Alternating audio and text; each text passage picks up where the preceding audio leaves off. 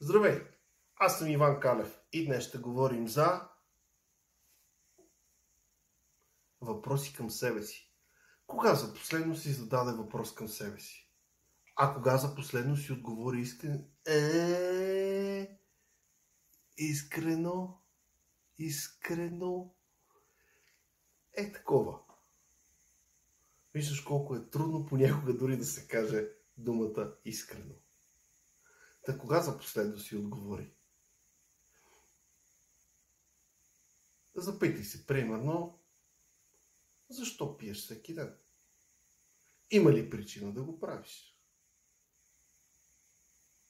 А защо пушиш?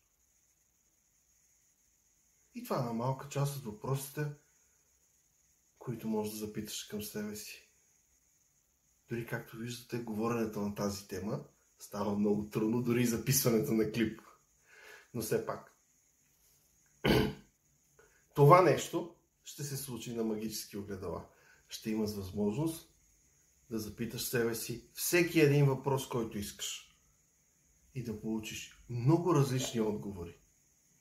И ти да си избереш кой е правилният за теб.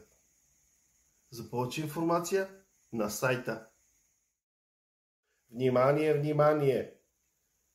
Практическото обучение магически огледала ще се проведе на 3 и 4 февруари 2024.